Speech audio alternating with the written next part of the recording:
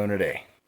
We're going to get the steering head bearings changed and get the Gixxer back together. Show you how that works and the tricks I use to get the bearing pressed on. I have a press, so I'll be honest, I'm going to cheat a little bit and use that.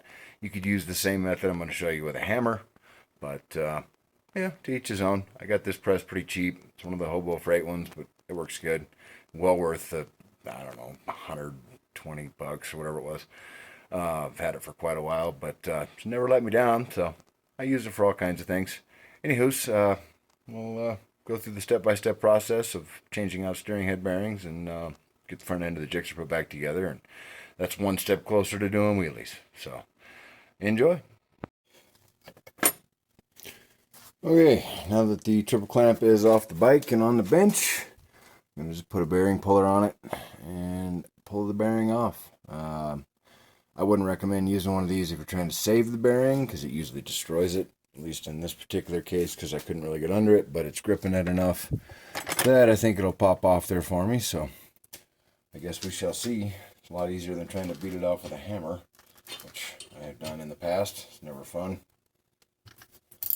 With any luck, this will pop right off of there, and we'll be in the money. Looks like it's moving, or it's coming apart. I'm not sure which. I believe it's coming off of there.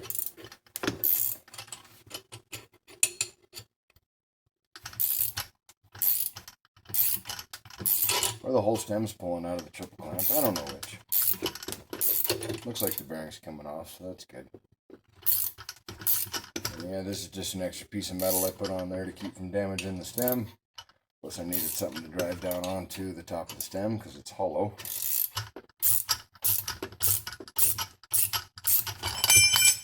And there you go. Simple as that. Bearing, albeit destroyed, but removed. Seal even came with it, so, and you can see, now that it's cleaned up, it doesn't look as bad, but this is actually a plastic cage bearing. There was all kinds of pieces of plastic and junk and metal and whatever else stuck in there. The grease had pretty much just gone. The rollers are all pitted and scarred up, and the race is pretty rusted, like I showed you earlier or on the last video. So yep, it's gonna get replaced. And as you can see, triple clamp not damaged, bearing surface ready to go, and we'll be putting that back together with the new bearing here soon. And for any of you wondering what that bearing puller is, just the old Pennsylvania brand that Hobo Freight carries, or you can even rent them, I think, from the auto parts store. I just went ahead and bought one because they're not that expensive, and I had to use quite a few of the extensions, but you know what, this has been an invaluable tool the times I have used it, and it's well worth the purchase, or at least going to rent one, versus trying to beat this bearing off of the shaft or any other situation like this. I've done it with transmission bearings on, you know, the long shafts in a manual transmission and various other things where I needed to pull a bearing that was pressed off a shaft somewhere, hub, whatever the case may be. Invaluable tool, well worth, I forget what it cost, but I bet it was $100 or less. Either way, I've used it quite a few times. Never had any issues other than these cheapo washers that came with on these shafts have bent, but whatever, I can buy new washers. I have washers around, so well worth it, and made this job way easier. So I'm going to use the inner part of the old bearing upside down to press the new bearing on. Easy way to get the old cage off and get the rollers off, just grab a pair of diagonal cutters and cut the thing in one spot, and it'll come right apart. Clean it all up, and you have a new bearing driver in the right size that's not going to mess up your new bearing.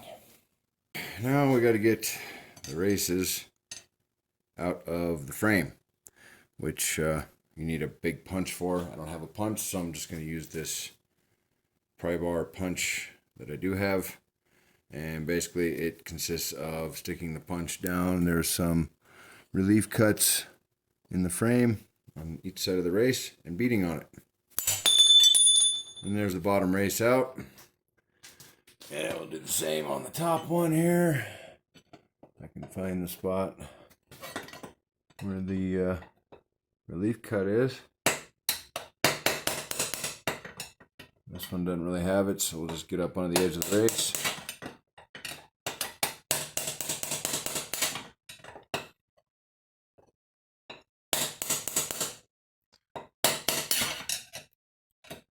And attempt to knock it out of there without destroying the frame.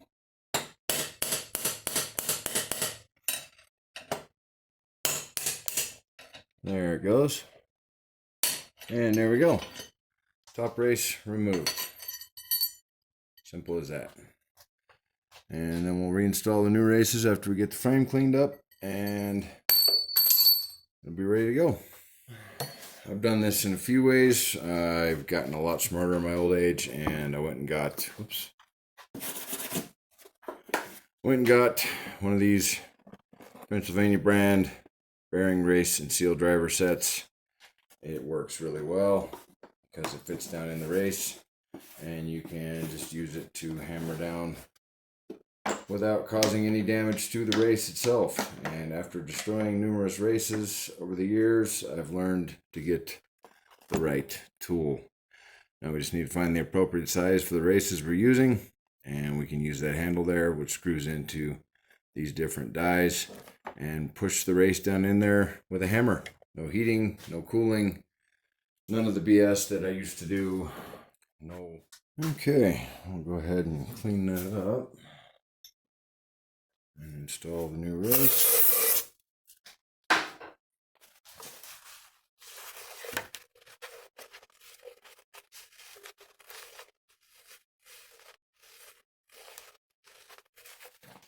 All right, set the race down in there. Take the race driver, and we can tap that race down in there.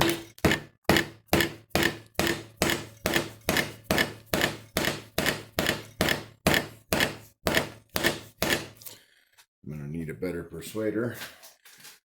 All right, as I was saying, take the bearing race driver, get it down in there evenly.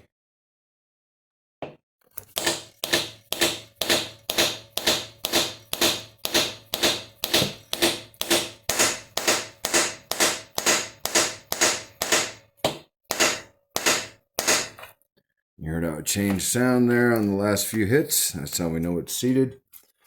And you can also take a look and see that it is sitting on the ridge, if it'll focus, down on the bottom. And now we're good to go. Do the same on the bottom side with the other race. Best part about these is, even if you don't have the exact right size, they're made of aluminum, so they're not going to hurt this hardened race. You'll hurt your tool, but who cares? I mean, not going to hurt the race. Tool will be usable on another setup later. It doesn't matter. Okay, we're going to do the same thing on the bottom side. Kind of a funky view, I know. Sorry about the light, but now you're going to see how I'm doing this. Same game as before. And there it is. That one was way easier to put in. And it's nice and seated now. Right to the bottom of that tube. And there you go. Bearing race is installed. Okay, it is time to pack some bearings. These are brand new, as I showed you the other day, from All Balls Racing. Nice middle cage tapered roller bearing. So I'm just going to go through the process I use to pack them. I don't use a bearing packer. I do it by hand, old school. And I'll show you how to use the press in this case, and the old bearing race from the old bearing that I cut apart to press it back onto the triple clamp, and then we'll reinstall it on the bike. So here's your bearings, lower, upper.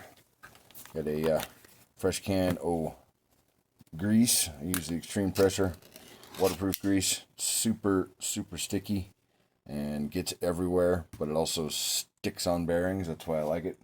So we're gonna just use that. Got the old gloves on because this stuff makes a mess. And I don't want to have to wash it off my hands. So I'm sure most of you have seen how to pack a bearing. I'll just show you what I use. Just get you a nice dollop of grease, good handful or so. Take your bearing and just start pushing the grease into the bearing. You want it to come through the other side pretty simply. Just a matter of pushing down, getting that grease worked up through the bearing, making a huge mess on your hands.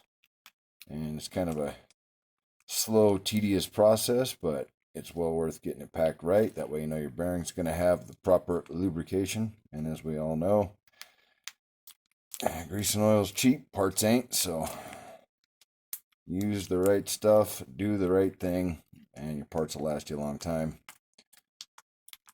And don't mind the noise, but this is how you do it. And I'm just going to keep going all the way around the bearing until I see that grease start to poke up through the other side of it. You can kind of start to see it's poking through right there. If I can get the camera to focus and maybe get this in the frame.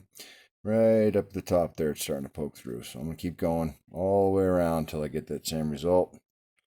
Kind of just keep pushing the grease back into my hand. And it's just a matter of doing this for the next 25 to 30 minutes till your hands pretty much hurt. And of course I'm making a video, so the dog's gonna start barking and stuff. That's how that usually goes.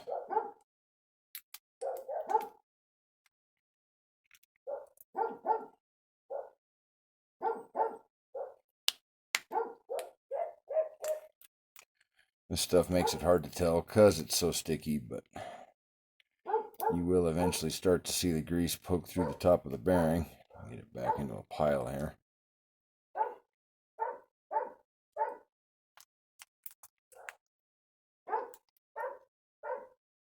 See how it's poking up through? 2 little rows of grease there. See them kind of get bigger as I work the grease into the bearing. Right there. That's what you want all the way around.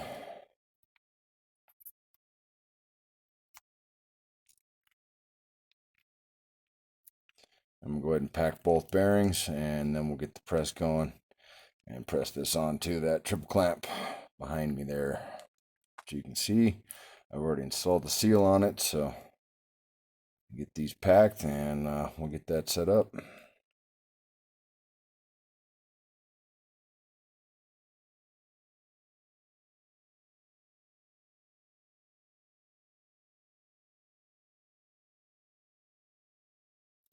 And now you can see why I'm wearing gloves. I'm going to try to save some of this since it's still good grease. Might as well, right? We'll just put that back in the can and use that for something else. Now, we'll get cleaned up, we'll get the press set up, and see if we can get that bearing pressed onto that triple clamp. Okay, let's get this set up in the press. First order of business, we're going to make sure the seal's all the way at the bottom. We're going to take our bearing and just slide it down onto the shaft. And as you can see, it stopped right there because that's where the taper gets bigger, and it needs to be pressed down from that point to use as a pushing device. Like I said, we'll use the old bearing race center. I'm going to put it on upside down, let it touch just the inside of the bearing. We don't want to damage the cage, so it's going to push just on the inside of the bearing, and we'll let that sit in the press upside down. Basically just going to slide it through my arbor plates and set it down on here evenly. Get a chunk of wood just so we aren't pressing right on the back of the triple clamp.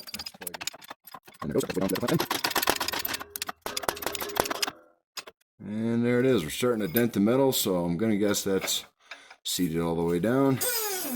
Let the press off, and we'll see how we did. Get that old bearing race off of there.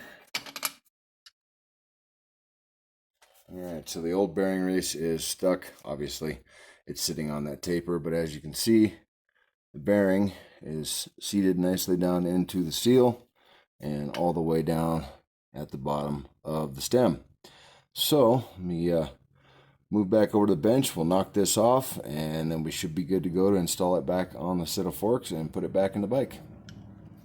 All right, we need to get this old race off the thicker part of the taper because we just used it to drive this bearing down. Obviously, it doesn't need to be on there.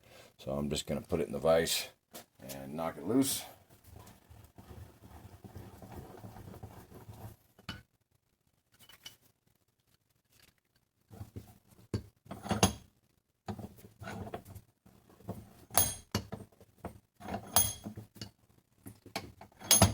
All I want to do is clamp the old race in the vise just so I can knock it back out of there. I guess I could have used the press for this too, but this is just easier because I don't know how I'll get the arbor plates up under that old race.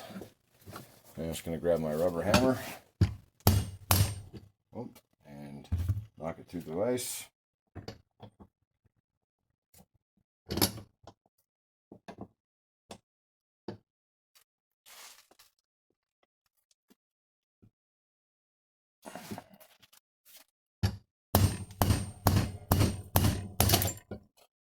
And there we go.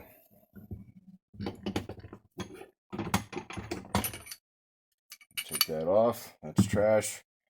Or I guess I could use it to drive some other thing that's the same size if I ever come up with something that way. And there you go. That is one lower steering stem bearing installed on the triple clamp stem. Give this a quick cleaning so we're not getting grease everywhere.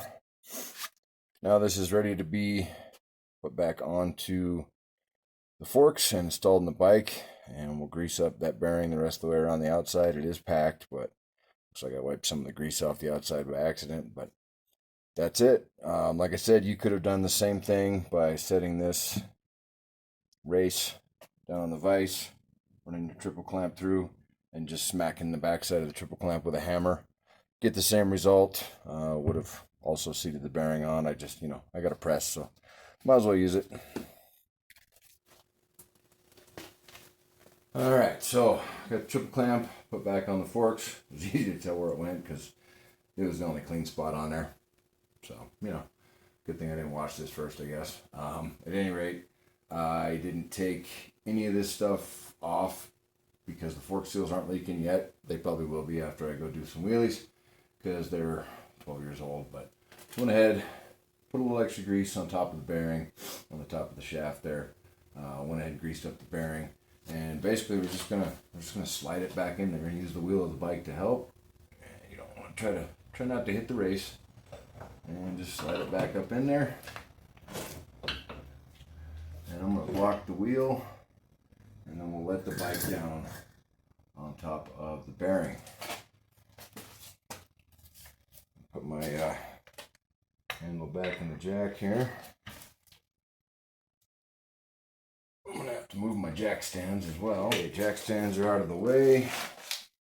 And I'm just going to gently, as gently as this old jack will let me, try to line this up and lower it down onto the bearing. Bring the wheel out a little bit more. Got a little too close. I want that to be pretty even as we come down on it. A little more. Pretty scientific process here. Just going to ease it down. So it's sitting down in that race. Just like that. And we'll let the forks take the weight again. And there we go. Now, I install the top bearing, top seal, and the dust seal, and then we'll seat the bearings by tightening the nut up. I think it says in the instructions like 45 Newton meters. We're going to use a pipe wrench because I don't have a socket that fits that nut, and that's just the way it is. So, may not be the right way to do it, but that's how I'm going to do it. Take the weight back off of it.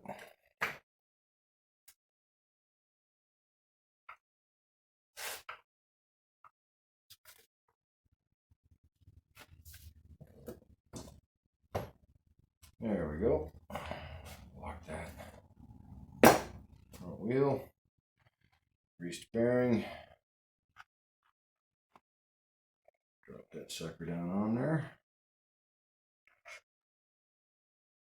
Make sure it goes all the way down. Best as I can. Try to wipe off this sticky mess I've created. I get grease all inside the stem.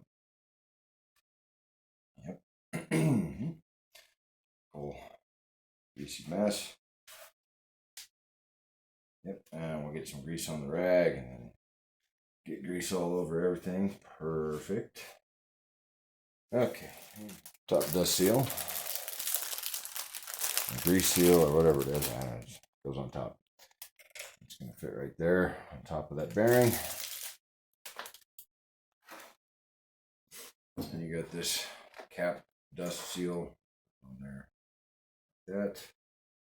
And then your stem nut, which mine's all chewed up because when I put these on before, it got a little chewed up by the pipe wrench that I'm gonna use again because that's what I got. So okay, now I'm gonna let this all the way down so it's sitting on its own weight. There we go. You get my jack out of there. Then we're gonna use the, I'm sure non-Suzuki approved pipe wrench slash stem nut wrench. That's what I've got. And I'm going to tighten it down to, 45 Newton meters, which I'm not sure what that is exactly in pipe wrench torques, but we want to seat the bearings, so I'm going to get it tight. Not super crazy tight, but kind of like you do a wheel bearing, reasonably tight. Up till these are really stiff to move, which I think we're about there. And we'll just give them a little back and forth. Might go a little bit tighter here.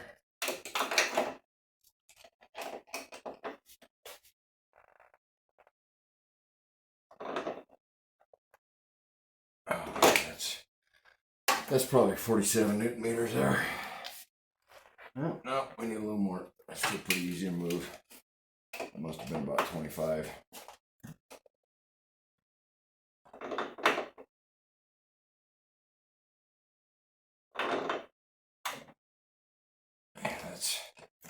Yeah, that's probably 47.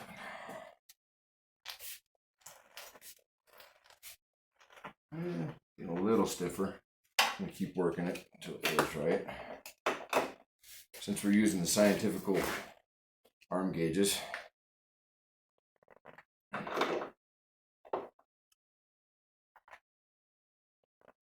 Yep, it's pretty darn tight. And now it's getting stiff. We don't want it that stiff, but we want the bearing seated. This dust seal got kind of ruined when I did this with junk 20 years ago. Now I'm going to back it off probably about a quarter turn until it feels right.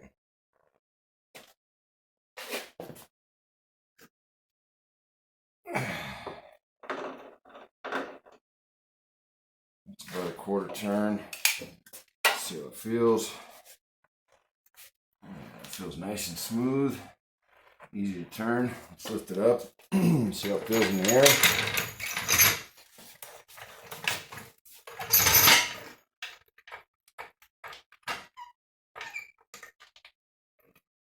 Yeah, sure, somewhere under there. As long as it doesn't fall off the stand. Oh, and it's about to fall off the stand. So not right there. Let's try a different spot.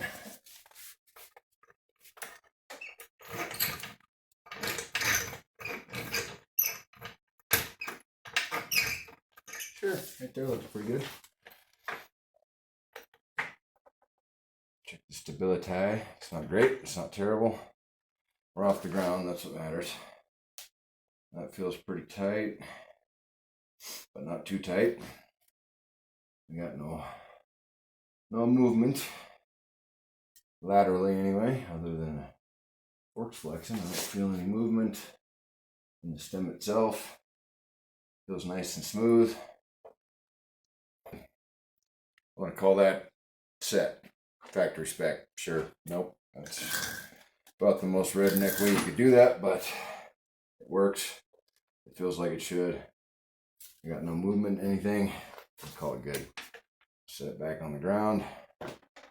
And we'll get the rest of these accessorize bolted back on. And that's pretty much it. That's how I do steering stem bearings. Like I said, the factory Suzuki manual says to get a torque wrench, put that to 45 Newton meters, then you back it off to 25 or something. I don't have a torque wrench that fits, or well, a socket that fits my torque wrench that fits on that very chewed up steering stem nut, but this should be good enough. It's 10 times better than it was. At least it doesn't feel like I'm turning a box of rocks when I move this front end, so that's way better. Like I said, I'm gonna get it bolted up, and hopefully the next video about this particular machine will be it doing what it's supposed to do instead of sitting in my shop finding more things to fix, or sitting in my shop with me finding more things to fix. Anywho's, thanks for watching. Appreciate you.